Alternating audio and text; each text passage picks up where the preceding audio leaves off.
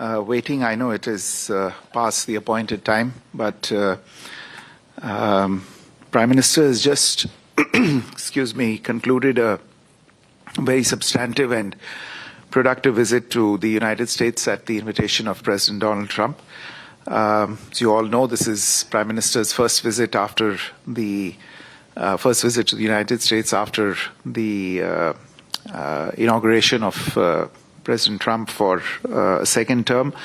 And as I had mentioned earlier as well, the fact that this visit is taking place within just 3 weeks and a bit of the inauguration is a signal of the priority that both leaders attach to the India-US relationship. Prime Minister arrived in Washington, D.C. yesterday evening. He was hosted at Blair House, and he had a number of engagements on arrival yesterday. The newly confirmed Director of National Intelligence, Ms. Tulsi Gabbard, paid a call on the Prime Minister. This morning, the Prime Minister received Mr. Elon Musk and Mr. Vivek Ramaswamy as well. The discussions at the White House began this afternoon and went on for nearly 4 hours, comprising discussions in a restricted format, in the press conference, and an extended discussion over dinner with larger delegations. The discussions covered a lot of ground. The entire gamut of the relationship, ranging from strategic and security cooperation, defense, trade and economic engagement, technology, energy security and people-to-people linkages, as well as regional and global issues of concern were dealt with. There is a joint statement that has been issued. I think it's not yet available online, so let me take you through some of the key aspects of the joint statement, but I would urge you to go through the joint statement in some detail because it's a really rich and substantive statement and lays down the blueprint for the near and medium-term future of the India-US relationship. The two leaders jointly launched the US-India Compact for the 21st century. This compact stands for catalyzing opportunities in military partnership, accelerated commerce and technology. In the area of trade and investment, for instance, the leaders launched Mission 500, aiming to more than double total two-way trade to $500 billion by 2030. The two leaders also announced plans to negotiate the first tranche of a mutually beneficial multi-sector bilateral trade agreement by the fall of 2025. Towards advancing this process, and this issue did figure in some detail in the discussions as well, both countries will take an integrated approach to strengthen bilateral trade across the goods and services sector. This will include themes such as increasing market access, reducing tariff and non-tariff barriers, and deepening supply chain integration between the two countries. There is also a renewed commitment to making greenfield investments in high-value industries in each other's countries, and you will see in the joint statement references to investments in excess of $7 billion made by Indian companies such as Novelis, Jindal Steelworks, Jubilant, and Epsilon. Defense, as was pointed out by both leaders, remains a very important area of cooperation in the strategic partnership between the two countries. The leaders announced plans to finalize a new 10-year framework for the US-India major defense partnership in the 21st century. This is a framework that will run from 2025 to 2035 and is expected to be finalized later this year. They also agreed to move forward on ongoing defense procurement negotiations for a number of platforms, including land and air systems, as well as co-production agreements. There was also agreement to initiate discussions on the reciprocal defense procurement agreement. One of the striking aspects of the joint statement in this regard is a process that the United States will begin, whereby it will review its arms transfer regulations, including the international traffic in arms regulations, in order to streamline defense trade, technology exchange, and maintenance, spare supplies, and in-country repair and overhaul of US-provided defense systems. The two countries have also launched the Autonomous Systems Industry Alliance to scale industry partnerships and production of autonomous systems, which will foster next-generation defense and technological collaboration, specifically in the field of underwater domain awareness. You're also aware that for the last several years, technology has become a motive of the India-US partnership, and the two leaders in this latest round of discussions committed to taking forward cooperation in critical and emerging technologies by launching the US-India Trust Initiative. The Trust Initiative stands for Transforming the Relationship Utilizing Strategic Technology. This initiative will catalyze collaboration among governments, academia, and the private sector to drive innovation in defense, artificial intelligence, semiconductors, quantum computing, biotechnology, energy, and space. Artificial intelligence is on everybody's mind. We just had the AI Action Summit in Paris, which the Prime Minister had co-chaired.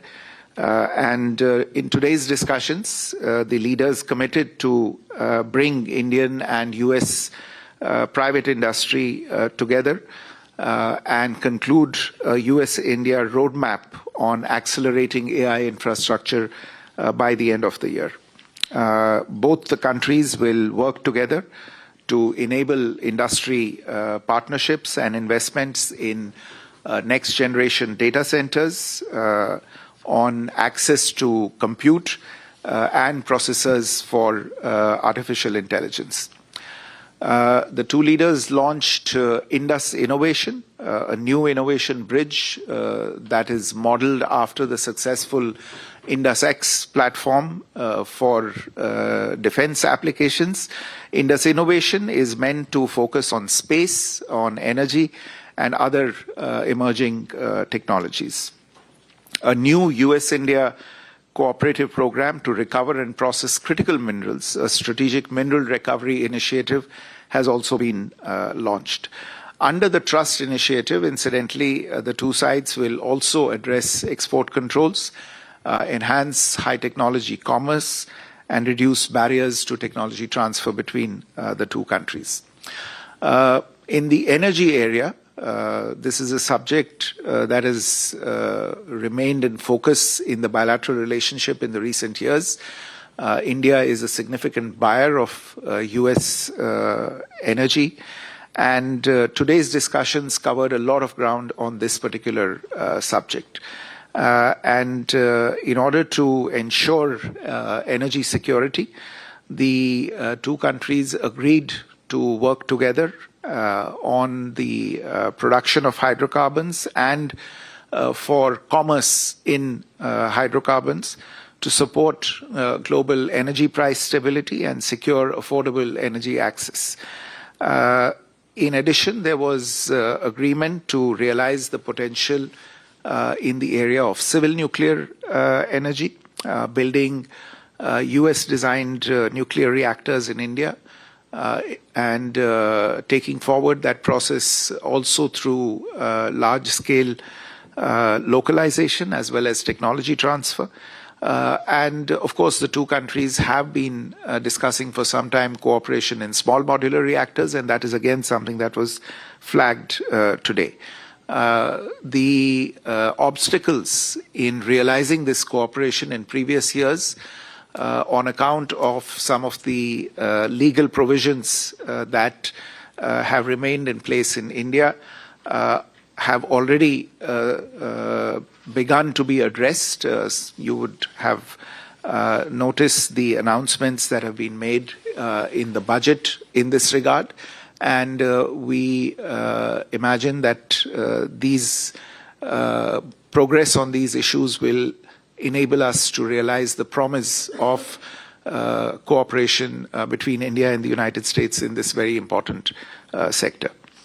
A new partnership has been launched between the US National Science Foundation and the brand new Indian Anusandhan, which is the National Research Foundation, for deepening research linkages in critical and emerging technologies. There's an MOU that was signed between the NSF and the ANRF just a couple of days back to take forward this cooperation. On the people-to-people front, finally, you're aware there are nearly 300,000 Indian students studying in the United States, and the contribution of these students, especially to the US economy, was acknowledged in the joint statement. The leaders agreed to strengthen collaboration between higher education institutions of the two countries, and India invited the United States to take advantage of the reforms in the Indian education sector to set up offshore campuses of premier educational institutions of the US in India. They also committed to streamline avenues for legal mobility of students and professionals, and facilitating short-term tourist and business travel, while at the same time committing to aggressively addressing and tackling illegal immigration and human trafficking. I would also invite your attention to the parts of the joint statement where you can see a commitment from both sides to take decisive action against elements who threaten public and diplomatic safety and security, and the sovereignty and territorial integrity of both nations. There's a commitment to strengthening law enforcement cooperation in this regard, and this is especially significant from our perspective, given some events that have taken place. Last point relates to the deepening strategic convergences between the two countries on regional and global issues, and this is something that came through clearly in the discussions today between the Prime Minister and President Trump. Whether it is the shared vision for the Quad. India will be hosting the Quad summit later this year, and the Prime Minister has extended an invitation to President Trump for that. Or the commitment to increasing our collaboration with partners in West Asia, or in enhancing cooperation in the Indian Ocean region. The two leaders agreed to convene partners under the IMEC initiative, as well as the I2U2 construct within the next 6 months to announce new initiatives. They also launched the Indian Ocean Strategic Venture, a new bilateral forum to advance coordinated investments in connectivity and commerce in this region. All in all, I would say that though short, This was an extremely substantive and productive visit. It allowed two leaders who know each other well, who are comfortable with each other, to renew their contacts from President Trump's first term and to commit themselves to greater things in the relationship. The mood in the room today and the overall environment of the meetings today lent great confidence to both sides that the relationship is on a solid footing and there is much to achieve in the coming months and years. Let me stop there and take a few questions. We have time just for a few questions, so please bear it with us. Yoshita. Thank you. Yoshita Singh with Press Trust of India. On the issue of the deportation of illegal immigrants, was that issue raised the way they were brought to India in the military aircraft and shackled? And what was the Trump administration response on that? And also on Tahavur Rana, is there a time frame or timeline by when he will be extradited to India? Thank you. Mr. Sukhpal, please. Sukhpal Singh Dhanoa. If you don't mind, can I ask you in Hindi? It will be easy for my audience to understand what I am going to ask. Go ahead. Thank you so much. Sir, मेरा question नहीं है. This is a concern for both the countries. In present situation, as we saw a major shift in U.S. immigration policy, तो India ने सबसे पहले welcome किया कि अगर वो हमारे लोगों को डिपोर्ट करते हैं जो इलीगल आए हैं यहाँ, तो उनको हम वापस लेने के लिए तैयार हैं. इन दिस सिचुएशन अगर कभी आने वाले समय में, क्योंकि अब तो मीटिंग हो चुकी है और भी बातें चलती रहेंगी, अगर हम अमेरिका में देखें तो यहाँ जो फार्मर्स हैं वो ज़्यादातर कैलिफोर्निया में सिख फार्मर है, इंडियन फार्मर्स हैं, और जो यहाँ की ट्रकिंग इंडस्ट्री है वो डोमिनेट करती है बाय सिख्स और पंजाबीज. तो इन दोनों जगहों पे प्रेजेंट सिचुएशन में बहुत ज़रूरत होगी अमेरिका को, जो अगर वहाँ से इंडिया से हम लीगल वे से नहीं भेज सकते तो सीजनल लेबर जो है वहाँ से trucking industry and related to farmers, तो वहाँ से अगर ये पॉसिबल हो सके दोनों देश आपस में बात करें, that will be win win situation for both the countries. Thank you so much. Parikshit. Foreign Secretary, we saw how President Trump said that U.S. is going to increase military sales to India by billions of dollars this year, also paving the way for sale of F-35s to India eventually. Have we agreed to purchase F-35s from America? Vishnu, here. Good evening, Foreign Secretary. This is Vishnu from South Asian Herald. What is the expected timeline for bilateral trade agreements between the two administrations that can pave a way to reduce the trade deficit and promote a fair and expanded trade partnership? The second question is, given the ongoing frictions on trade and tariffs, do you believe the Quad, I2U2 and IMEC will serve as a unifying factor between the both administrations? Thank you. So I think we can take it. I think let's collect all the questions and I'll do it in one.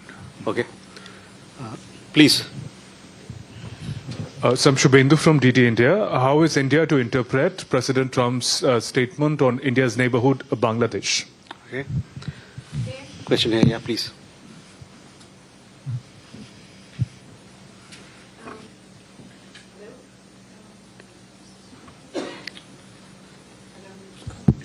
Yeah. Well, my question. Just hang on. Yeah. Can you repeat your Bangladesh question? So how is India to interpret President Trump's statement on the situation in Bangladesh? He said that I leave it to the Prime Minister. How is India going to respond to President Trump's proposal that he could mediate between India and China over territorial disputes and skirmishes? Sriram. President Trump spoke about reciprocal tariffs at the press conference. Is it your understanding that these will be on hold until the trade deal with the U.S. is negotiated? That's question one. And secondly, he mentioned reducing the deficit through energy purchases. is India treating this literally, taking this literally, or as an encouragement to purchase more energy from the United States? Thank you. Geeta? President Trump on extradition said that Thakur Rana will be extradited, but there are more to follow because there are many requests from India. Could you just tell us what are the requests from India? Are there any more names that you've given to the Americans? Manish? Sir मैं मनीष हूँ TV9 Bharatvarsh से president Trump उदाहरण दे रहे थे कि बहुत से जो अमेरिकन प्रोडक्ट है उस पर 30-40% से लेकर 70% तक टैरिफ है उन्होंने अमेरिकन कार का हवाला दिया तो क्या हम भारत की तरफ से इस पर एक कोई जस्टिफिकेशन दिया गया या फिर हम अमेरिका को कोई रियायत देने के लिए जा रहे हैं please Chidu Rajkata, Times of India. FS, can you give us a sense of what you thought of the very discordant note throughout the day President Trump struck on the tariff issue? He mentioned it several times. And also his smackdown on BRICS. So you can take these questions. He also kind of said something to the effect of BRICS is dead or dying.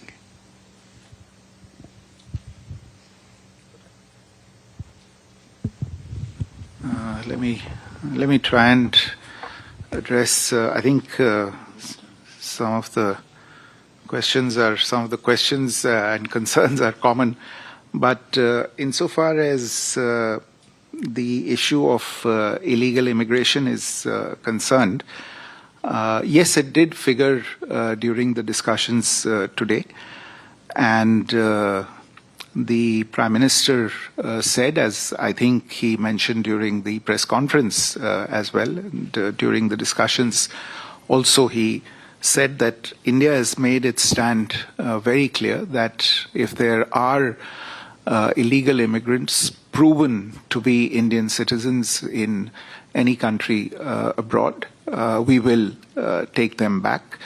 But he did emphasize, and again, I think he referred to this in his remarks at the press conference, but even during the discussions, he did emphasize that the return of illegal immigrants is not the end of the story.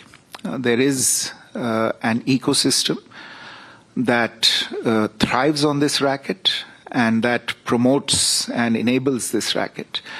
And it is the responsibility of both countries to do something about this. And in that, he sought the cooperation of the United States in finding out more details about these rackets and, if need be, through institutional cooperation between the law enforcement authorities and intelligence organizations of the two countries to actually try and do something about these ecosystems that enable this particular phenomenon. So this is something that the two sides will continue to discuss. On Thakur Rana, I think I addressed this in an earlier press conference as well. This is an issue on which the U.S. authorities have taken very clear decisions. I think you've seen the president announce it himself from the White House podium, the decision of the United States to extradite him. It's reflected there in the joint statement as well. We are working on the logistics of this, his surrender and extradition to India. There are a few final steps to be completed. The two sides are in touch on this particular issue. आपका जो प्रश्न था America की जो immigration policy है उसको लेके और जो यहाँ पे एक इंडस्ट्री है ट्रकिंग वगैरह को लेके उसमें जो उसमें सीजनल लेबर इस्तेमाल किया जा सकता है. देखिए, जहाँ तक यहाँ पे ये लेबर किस तरह आ सकता है और इनकी इमिग्रेशन पॉलिसी के के साथ कैसे फिट करता है, ये तो अमेरिका की नीतियों का सवाल है. तो वो अगर ऐसी नीति बनाए और हमारे पास ये गुंजाइश हो ऐसे लोगों को भेजने की, तो उसमें कोई आपत्ति नहीं होनी चाहिए, क्योंकि एक तरह से ये लीगल मोबिलिटी होगी. और हमने हमेशा कहा है कि हम लीगल मोबिलिटी के पक्ष में हैं, हम इलीगल मोबिलिटी के खिलाफ हैं. लेकिन अगर लीगल मोबिलिटी है, अगर किसी देश की कोई नीति है और उस नीति के तहत लोग वहां पे जाते हैं, बाकायदा वीजा लेके जाते हैं या वर्क परमिट लेके जाते हैं, तो उसमें कोई आपत्ति नहीं होनी चाहिए. तो आगे के आने वाले समय में अगर ऐसी गुंजाइश हुई तो इसके बारे में जरूर दोनों देशों के बीच में बातचीत की जा सकती है. Parikshit, your question on military sales to India, I think. Look, there is a process by which platforms are acquired. You are well aware of that process. There is, in most cases, a request for proposals that is floated. There are responses to those. They are evaluated. I don't think with regard to the acquisition of an advanced aviation platform by India, that process has started as yet. So this is currently something that's at the stage of a proposal, but I don't think the formal process in this regard has started as yet. With regard to the timeline for the bilateral trade agreements, well, this issue was discussed today. There is an understanding that we will try and do it as quickly as possible. I think there is a reference in the joint statement by fall of this year. So we are looking at the next 7 to 8 months to get this done. And today, in a sense, both teams have got the instructions or the indications from the highest levels to start engaging on this, and the work will begin as quickly as possible. On the addressing these possible frictions over trade through mechanisms such as I2U2, IMEC and Quad, yes, to the extent that some of those forums will facilitate trade, even though none of them is really a trade agreement or a preferential trading arrangement. But to the extent that they can increase understanding between the various partners, they would certainly be helpful.